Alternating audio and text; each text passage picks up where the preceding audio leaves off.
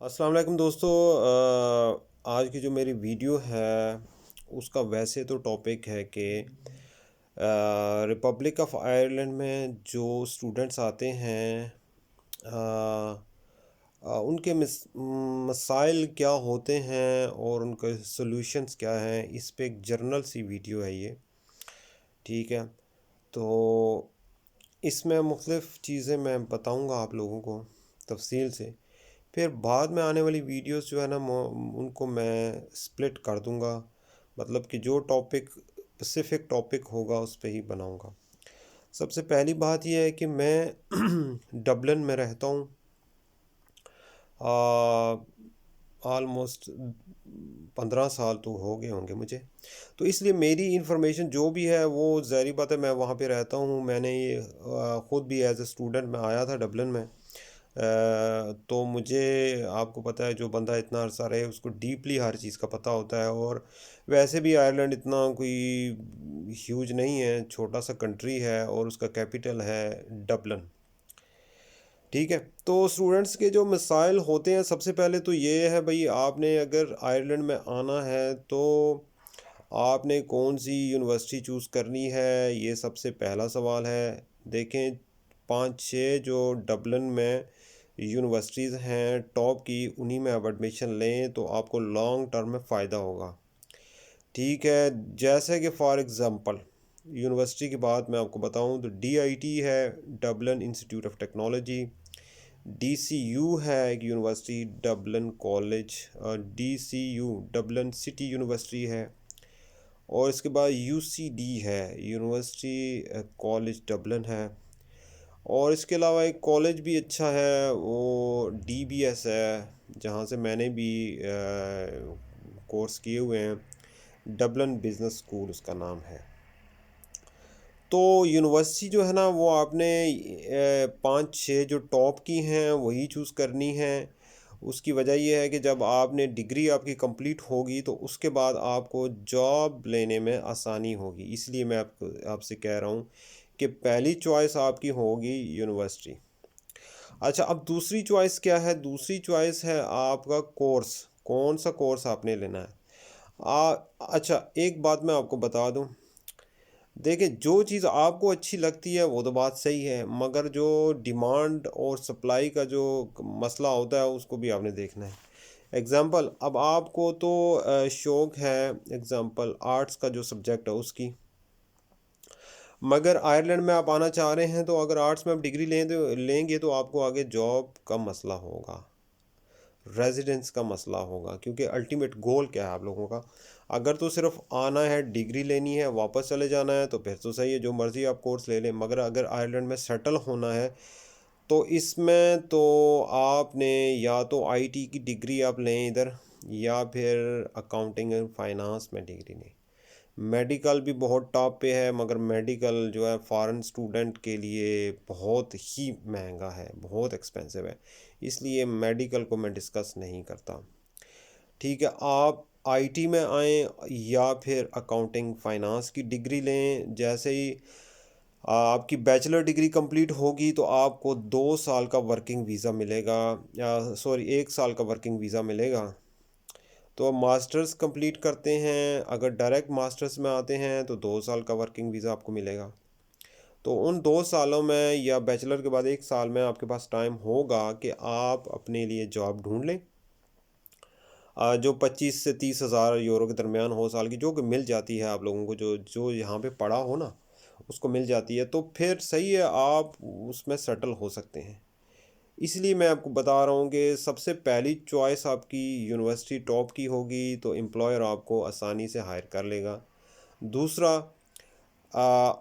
Course वो choose करना है जिसमें कि आयरलैंड में आगे आप सेटल हो सकते हैं, जिसमें कि गवर्नमेंट ने ऑलरेडी ऑप्शन दिया हुआ है कि आपको हम ये जॉब इसमें अवेलेबल्स भी हैं।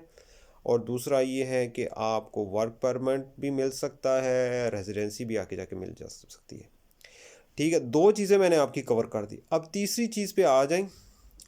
ठीक है, आपको वीज़ा भी मिल गया, आपने यूनिवर्सिटी भी चूज़ कर ली, कोर्स भी चूज़ कर लिया, वीज़ा भी ले लिया, अभी आप पहुंच गए हैं आयरलैंड में, ये डबलिन में पहुंच गए। अगर कैपिटल में आ रहे हैं तो डबलिन में किसी दूसरे सिटी में जाएंगे तो ज़ाहिर बात, लिमरिक में जाते हैं, गोलवे में जाते हैं या किसी और सिटी में जाते हैं, तो हर जगह यूनिवर्सिटी है, रूल्स एक ही। अच्छा, अब आपका सबसे पहला मसला होगा अकोमोडेशन का, कि भाई मुझे घर कहाँ पे मिले।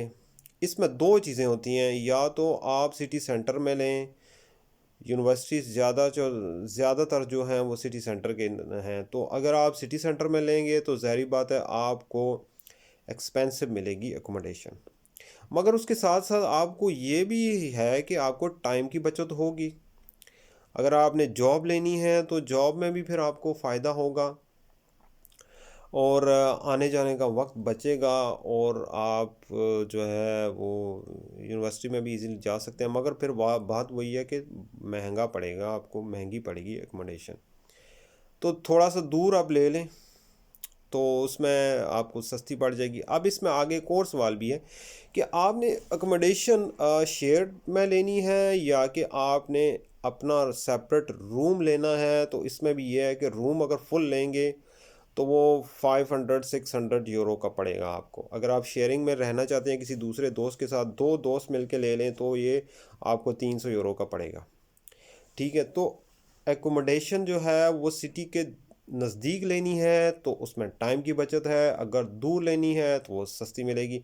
आप ये खुद चूज़ कर लें कि क्या आपको करना है। ठीक है, अकोमोडेशन का मसला हल हो गया। आगे आप तीसरे नंबर पे आगे आप चौथे नंबर पे ये आएगा कि आपने यूनिवर्सिटी जाना है, लेटर लेने हैं दो तीन। एक लेना है लेटर बैंक अकाउंट खुलवाने के लिए, और एक लेना है टैक्स नंबर लेने के लिए। जो टैक्स नंबर होता है, यहाँ पे टैक्स ऑफिस आप जाएंगे उसका नंबर होता है पीपीएस नंबर। पीपीएस नंबर का मतलब वही है कि जैसे कि यूके में नेशनल इंश्योरेंस नंबर है, तो आपको वो लेना होगा, नेशनल इंश्योरेंस नंबर। ठीक है, तो आप लेटर्स ले लें, दो तीन लेटर्स ले लें यूनिवर्सिटी से। तो आप बैंक में जाएंगे तो बैंक अकाउंट आपका इजीली खुल जाएगा। उसमें क्या आपका देखेंगे, पासपोर्ट देखेंगे, वीज़ा उसमें लगा होगा वो देखेंगे, और उसके बाद जनाब मन आपका बैंक अकाउंट खुल जाएगा 2-4 दिनों के बाद। हाँ, आपको प्रूफ ऑफ एड्रेस भी चाहिए, तो अगर प्रूफ ऑफ एड्रेस नहीं है तो यूनिवर्सिटी के लेटर पे भी खुल जाएगा आपका अकाउंट। ठीक है, अकाउंट भी आपका खुल गया, 3-4 दिनों के बाद आपको लेटर आ जाएगा। ठीक है, उसके बाद आपने जाना है टैक्स ऑफिस। सिटी सेंटर के दरमियान है टैक्स ऑफिस है डबलिन में। तो वहाँ पे जाएं तो आपको एक फॉर्म मिलेगा, तो आपने फिल करके देना है, तो आपको टैक्स नंबर इशू कर देंगे। ठीक है, पीपीएस नंबर आपको मिल जाएगा। ठीक है, अगर टैक्स ऑफिस में नहीं आपके नज़दीक, तो दूसरा एक सोशल का ऑफिस भी होता है। वो इसीलिए होता है कि वो टैक्स नंबर वगैरह इशू करते हैं। सोशल वेलफेयर का ऑफिस है, तो वहाँ से भी आप वहाँ भी जाके टैक्स नंबर ले सकते हैं। ठीक है, तो 5-6 दिनों के बाद ये भी आपके पास आ जाएगा। ये इसलिए ज़रूरी है कि जहाँ भी आप जॉब के लिए अप्लाई करेंगे तो टैक्स नंबर के बगैर रिपब्लिक ऑफ आयरलैंड में आप जॉब ढूंढ नहीं सकते। ठीक है, ये मसला भी आपका इसका ये मसला जो भी था इसका मैंने सोल्यूशन भी बता दिया। अब आपने इसके बाद क्या करना है, क्योंकि आपको जो वीज़ा मिला हुआ है वो 90 दिन का मिला हुआ है, 90 डेज़ का। तो फिर आपने इमिग्रेशन भी जाना है, वहाँ पे फिंगरप्रिंट देने हैं और आपका कार्ड बनेगा, रेजिडेंस कार्ड। तो उसके लिए ये आपके पास अकाउंट में कुछ पैसे भी होने चाहिए। ठीक है, तो और इसके अलावा यूनिवर्सिटी से भी आप लेके आएंगे कि भाई ये मेरा कोर्स है, उसकी इतनी फ़ीस मैंने दी हुई है, सब कुछ वो भी तफसील आपके पास होनी चाहिए। तो इसमें आज पहले तो सिस्टम डिफरेंट था, अब ऑनलाइन बुकिंग होगी। ठीक है, आपको टाइम मिलेगा तो उस टाइम पे आप जाएंगे, वहाँ पे आपके फिंगरप्रिंट होंगे, और फिर आपको उसी दिन वो रेजिडेंस कार्ड 2-3 आवर्स के बाद बना के दे देंगे। तो रेजिडेंस कार्ड भी आपके पास आ गया। अब आपके तकरीबन सारे जो मेन इश्यूज़ थे, अकोमोडेशन का, वीज़ा का, और आपका बैंक अकाउंट का और इंश्योरेंस नंबर का, ये सारे हल हो गए। और बेसिक यही मतलब के मसाइल होते हैं। ठीक है, अब ये सारे मसले हल हो गए, तो अभी आप लास्ट जो प्रॉब्लम रह गया है वो है जी जॉब्स का। तो पार्ट मतलब पहला क्वेश्चन ये है कि रिपब्लिक ऑफ आयरलैंड में आप जॉब कर सकते हैं नहीं कर सकते। बिल्कुल आप 100% कर सकते हैं। वीज़ा की स्टैंप आपको लगी होगी और आपको रेजिडेंस कार्ड जो मिलेगा तो उस पर भी लिखा होगा कि you are allowed 20 hours and 40 hours during summer holidays. ठीक है, तो आपको 20 घंटे अलाउ है मेरे भाई, और इसके अलावा 40 घंटे आपको अलाउ है जब आपकी यूनिवर्सिटी बंद होगी या समर हॉलीडेज़ होते हैं। वो नॉर्मली जून जुलाई अगस्त में इस तरह होते हैं। ठीक है, तो वो आप 3 महीने फुल टाइम जॉब कर सकते हैं। ठीक है, अभी ये भी बता दूं जी, आवर्स रेट तकरीबन 10 से ऊपर है आयरलैंड में। ठीक है, वही आपको मिलेगा। नेशनल मिनिमम वेज रेट जो है वो 10 पॉइंट समथिंग है, तो वो आपको मिलेगा। ठीक है, अब ये है कि अगला क्वेश्चन ये है कि जॉब्स वगैरह कहाँ पे आपको मिल जाएगी। देखिए, स्टूडेंट की जॉब वगैरह कोई मसला नहीं है, इशू नहीं है, और आपको जॉब आराम से मिल जाएगी पार्ट टाइम 20 घंटे की। तो छोटे मोटे होटल्स में ले लें, सिक्योरिटी में भी आपको अच्छी जॉब मिल सकती है। सिक्योरिटी में फ़ायदा ये होता है कि वो आवर रेट भी ज़्यादा है और जॉब भी आसान है। ठीक है, तो छोटी मोटी शॉप्स में मिल सकती हैं। तो मतलब कि स्टूडेंट को अपने हिसाब से देखना है कि स्टूडेंट को 5 दिन तो जाना है कॉलेज यूनिवर्सिटी, और इवनिंग में वो फ्री होगा तो इवनिंग में ही जॉब कर सकता है। तो जॉब्स वगैरह का कोई इतना इशू नहीं है, मुख्तलिफ साइट्स हैं वहाँ से भी जॉब कर सकते हैं, आप ले सकते हैं। तो दूसरा ये है कि आपके अगर कोई फ्रेंड्स वगैरह हैं तो आपका रेफरेंस दे के आपको जॉब पे लगवा देते हैं, बड़ा इजीली मसला हल हो जाता है इधर रेफरेंस से। तो पार्ट टाइम आपको जॉब मिल जाएगी। तो अर्निंग कितनी हो जाएगी जी, पार्ट टाइम में अर्निंग हो जाती है 800 700, डिपेंड करता है आपका आवर रेट क्या है। ठीक है, अगर आप स्किल्ड वर्कर हैं तो आपको सैलरी ज़्यादा मिल सकती है। ठीक है, तो इसमें ये भी सवाल है कि भाई पार्ट टाइम जॉब करके क्या हम अपने अखराजात निकाल सकते हैं। बिल्कुल निकाल सकते हैं, कोई इशू नहीं है। ठीक है, तो मेरा ख़्याल है ऑलमोस्ट तो मैंने सारे मसले आपके कवर कर दिए हैं। तो इसमें अगर कोई और मसला बीच में रह जाए तो प्लीज़ आप मुझे कमेंट्स में लिखें, तो मैं जो है आपको बता दूंगा। इसके अलावा मैं जो है ना 8-10 वीडियोस इसकी बनाऊंगा आयरलैंड पे, जिसमें कि मैं डिटेल से स्टूडेंट्स के बारे में बताऊंगा कि कौन से यूनिवर्सिटीज़ उनको चूज़ करनी चाहिए और कौन कौन सी यूनिवर्सिटीज़ अच्छी हैं, कौन से कोर्सेज़ आप करें।